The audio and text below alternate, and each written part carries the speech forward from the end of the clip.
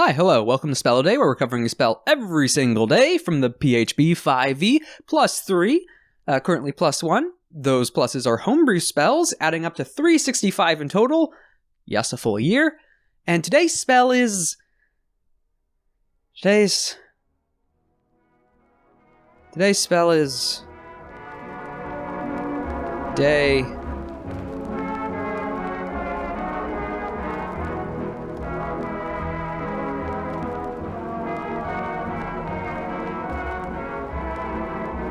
8th level enchantment, casting time of 1 action, range of 150 feet, components, verbal somatic material, a handful of clay, crystal, glass, or mineral spheres. Duration, instantaneous. You blast the mind of a creature that you can see within range, attempting to shatter its intellect and personality. The target takes 46 psychic damage and must make an intelligence saving throw. On a failed save, the creature's intelligence charisma scores become 1, the creature can't cast spells, activate magic items, understand languages, or communicate in any intelligible way. The creature can, however, identify its friends, follow them, and even protect them. At the end of every 30 days, the creature will repeat its saving throw against the spell. If it succeeds on its saving throw, the spell ends. The spell will also be ended by Greater Restoration, Heal, or Wish. This is the Caster Killer. Now, most high-level spells, or some spells that are reliant on saves, change in severity the later level you actually get and the higher the DC. This actively lowers your chances of succeeding on that DC, even if it's already low. I mean, you're level 8 spellcasting as well, it's already going to be high anyway. The 46 psychic damage, not a part of the effect after the save, those are just guaranteed. No roll to hit, no save, you're just dealing 46. For an 8th level spell, yeah, it's not that much, that's not the main feature, it's just icing on the cake. With 150 foot range as well. I had forgotten it was that large. I thought it was 60 feet. It's over 2 times that. 150 foot. God, is this a spellcaster killer? But make an intelligence saving throw, which, if you're wizard or an artificer, alright, pretty good for you. Any other spellcasting class?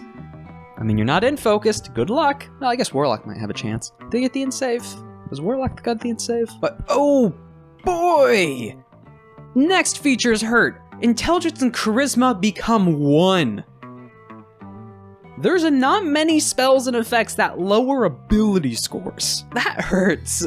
Before we even get to the other features, just talking about intelligence and charisma. Yes, a lot of their actual skills are more utility-focused things and not just initial combat-wise.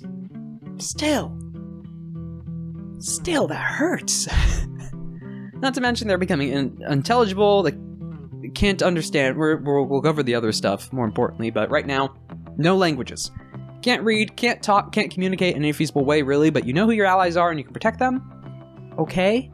Depending on who's feeble-minded, that can be a bit alright. But the can't cast spells and can't activate magic items, and depending on your setting, might not be able to use complicated materials and weapons as well. That one's not in the spell itself, but that one I kind of throw in depending on the setting. Like, listen, a feeble-minded person's not going to be able to operate a computer. But even, let alone the fact that nuking intelligence and charisma already just kills some casters in their spell attack and spell saves. You just can't.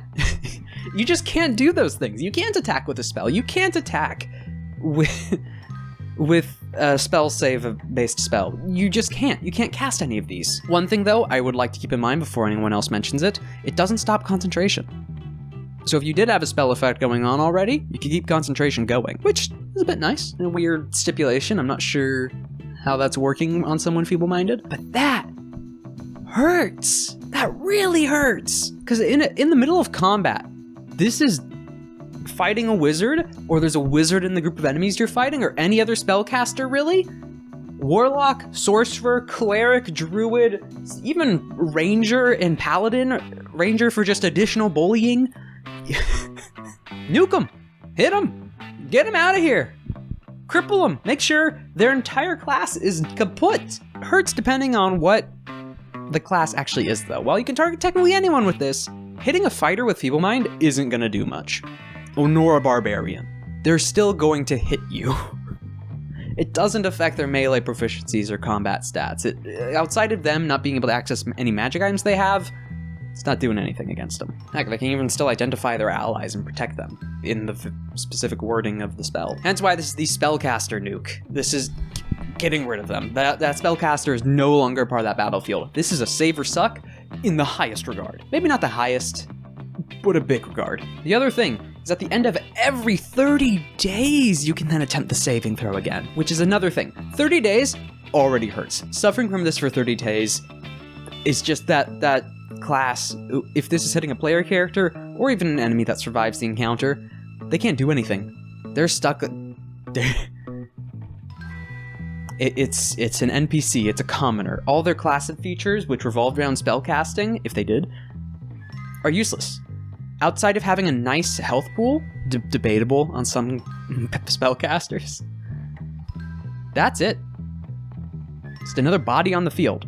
And then, the other insult is the fact the save is intelligence, which, under the effects of the spell, is at 1!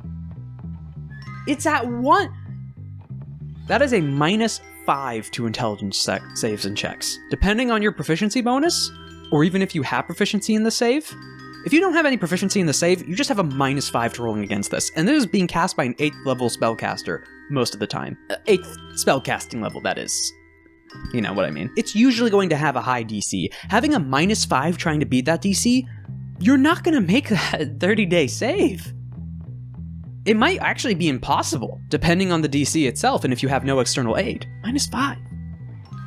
If you have no external aid, or bonuses or proficiency bonus, you better hope that DC's 15 at max, which likely it's not gonna be. So for a good chunk of people, if you don't have any aid to come and help you after, let's say if you're hitting an NPC with this, or in your setting this is being used against someone else, or a trapped player, they can't do anything if there's no help coming to help them, which is the only other feature listed here as well. Greater Restoration, Heal, or Wish. When Wish is brought in to end a spell, you know things are bad. Having Heal's an interesting one, kinda makes sense. Greater Restoration, that's a hefty spell slot and gold cost, but can still be picked up and used, and will need to be.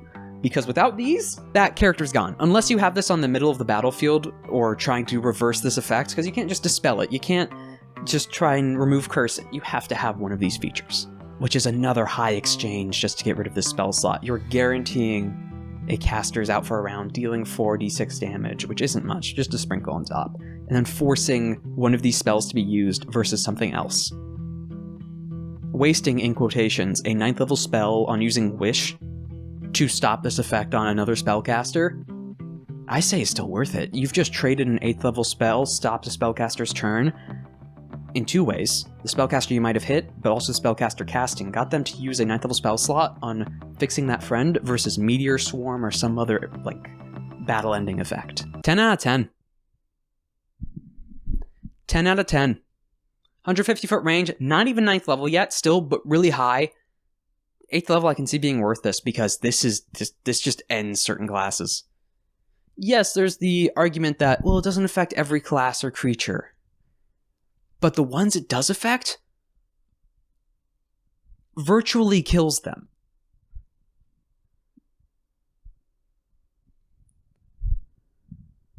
This isn't an all-around toolbox. In what it's trying to achieve, though, in the spell slot it's worth... I guess it also depends on the game. Maybe 9 out of 10. Because it doesn't... 9 out of 10. Because it doesn't affect every creature. Sometimes there are big, scary melee creatures that also have spellcasting, or the Paladin and Ranger example, where yes, you get rid of the spellcasting, but did that really stop it? That really stop it? So 9 out of 10. I'll make that concession, but on the people and situations where it hurts the most, it hurts. It hurts.